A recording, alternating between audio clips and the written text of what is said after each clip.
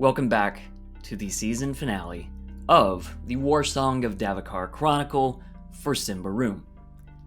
Last time, the party of the Queen Seekers was facing off against Queen Korinthia herself, and we would get to that fight, but because there had been almost a month gap between sessions at this point, I didn't want to throw the party right back into the fight, so we played through the backstory of the servant girl that they thought they had killed, but started regenerating and coming back to life.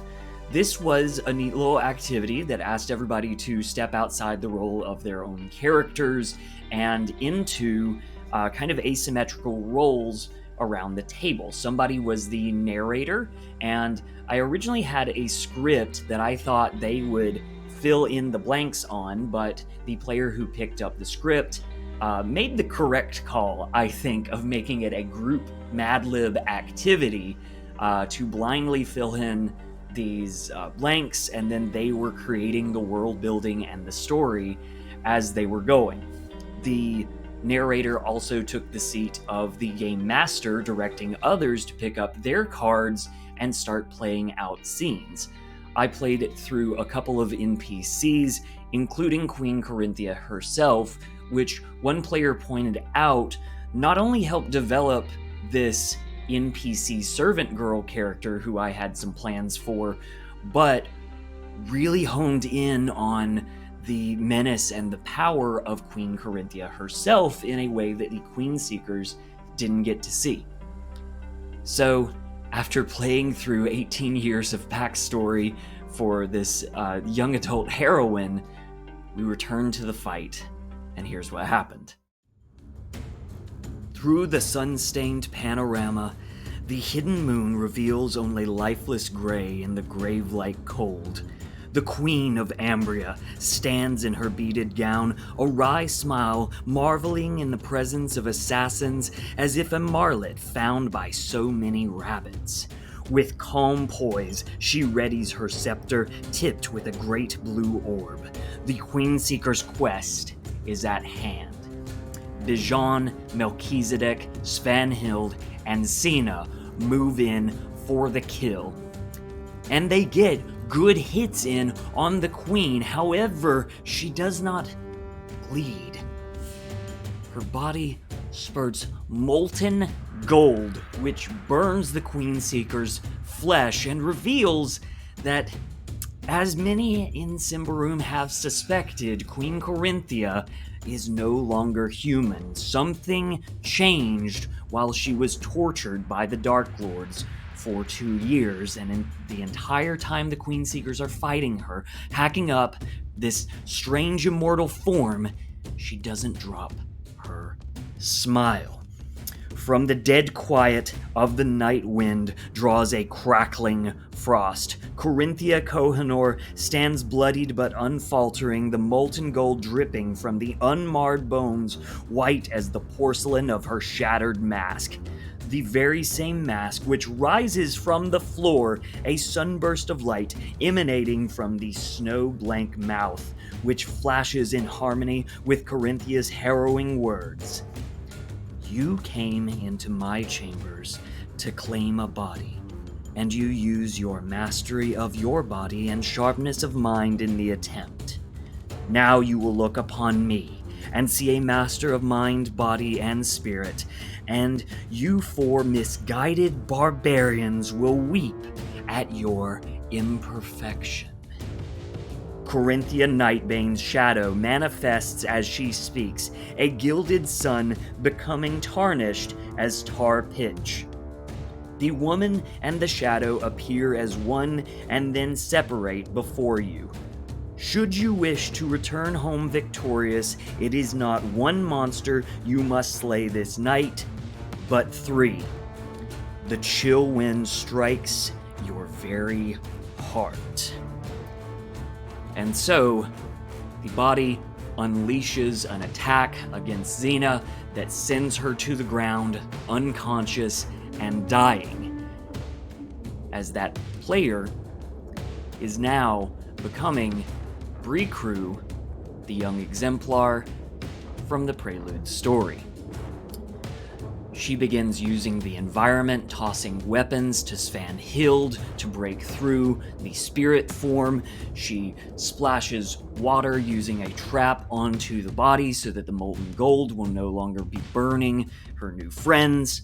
And the player did a great job in inhabiting this new character very quickly because we had already seen them play out their backstory.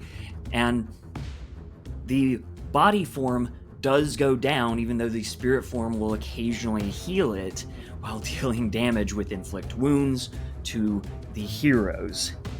The night clouds burst, hammering hail and blinding snow create a cage of the balcony as the body of the beast you hunted with so much fervor now stalks you, all flesh defiled, the true mask revealed. You did your best. You barbarians all show me your best year after year, and now you fall to the very best of you, made whole inside me. But I see hope for you. I bring hope to all my subjects who are willing to submit. Melchizedek has been burning a lot of corruption through this fight and through these spirits' mind attacks. Reducing his resolute, he turns abomination, but retains his sentience, now under the command of someone he sees as the highest being in Symbaroum. He follows Korinthia, but doesn't want to betray his friends. He tries bending Bajan's will once more, and Bajan has already wounded himself through Korinthia's mind attacks. He starts to break. He just wants to go home. He walks over, picks up the shattered body of Korinthia, and begins walking out the window, hopping onto an Ambrian prayer mat that the body form then makes fly out the window. Meanwhile, Bricru, the young servant girl, sees the shattered mask of the mind form and, not knowing what else to do, grabs it and puts it on, which tripped me up. I said to the player, okay, give me a round, we'll come back to this because this is crazy cool. When we come back around, the mask fades into her flesh, becoming a tattoo. The tattoos that were never able to burn into her skin, cursed by her Ambrian mother and her fight with the Dark Lords years ago. She now wears the mask that acts as the crown of the queen. Throwing off Melchizedek's new allegiance, he makes a choice to instead follow this new queen rather than Korinthia.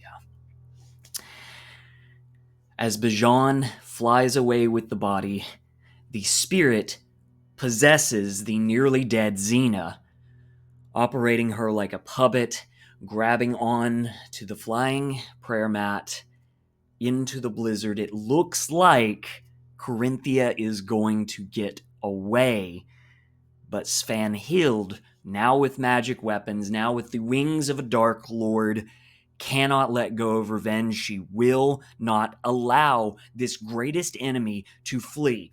She flies out into the blizzard, cuts off the body's head. The body is completely destroyed, meaning that the flying prayer mat is no longer being controlled.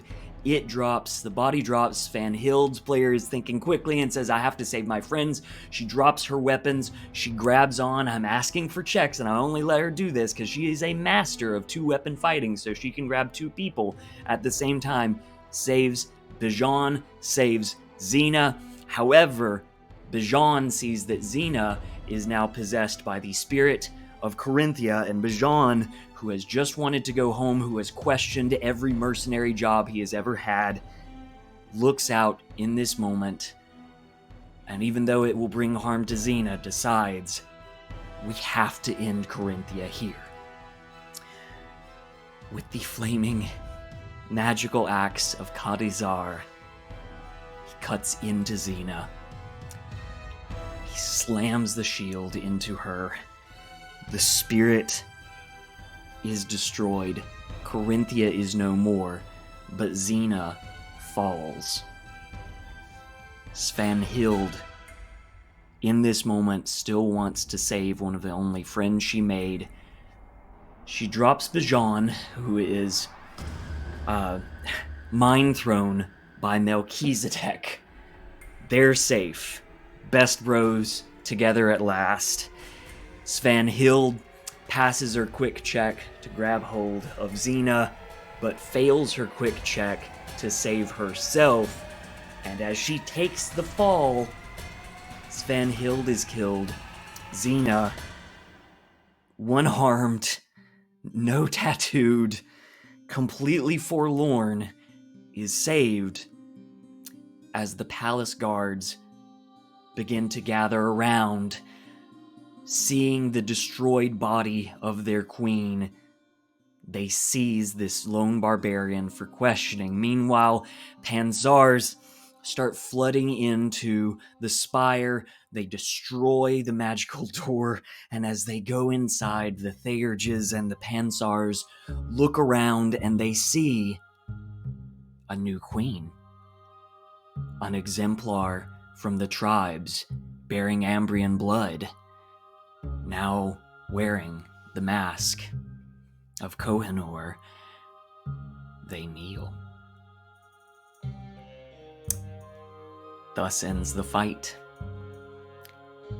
And in a post-credit scene, we cut to the Cradle of Own, where a lone adventurer whose friends have been turned into abominations gets help from an elf and a wizard who say that their friends can't be brought back as they truly were, but they can be changed and be brought new life through the power of creation, fighting against corruption. The Queen Seekers are successful.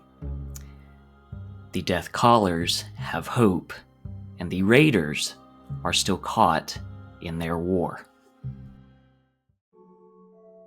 So, that is how this chapter of the War Song of Davokar ended, and the story isn't over. There's plenty of opportunities to see where we go from here, but this three-party thing, this huge boss fight, this was a big undertaking. And while I had a great time, I'm proud of what I achieved here, and the players certainly seem to have had a good time. I think it's best if we take a gap before revisiting the War Song. That could be a month, that could be a year. This session was a ton of fun. It was a blast. I put a lot of work into it, more work than I have into a single session in a long time, but it was worth it because I had fun the whole way, and I think my players did too. If you are interested in seeing the extra work and the extra story and the stats that went into not only making Korinthia, but into making this playable backstory for the exemplar Bricru, check out another video that I made dropping alongside this one, prepping for Korinthia. Now, going back to this adventure, I'm waiting to hear back from the party, the actual players about, what they thought. What is some feedback for not only this big finale session, but for the War Song as a whole and our little three-party experiment. And part of feedback is also hearing back from you all who have been watching these videos. What do you think of this adventure? Do you want to run something like it? Is this worth me running again for another party? Let me know down below. Let me know what questions you have. There's a lot that I don't cover in these videos because I'm trying to make them shorter. And that's gonna do it. I absolutely love this. Wonderful chronicle. I'm getting excited thinking about what could happen in the future, but I'm also trying to hold off and focus on some other things right now. So I think I'm just gonna say, have a nat one day. Bye-bye.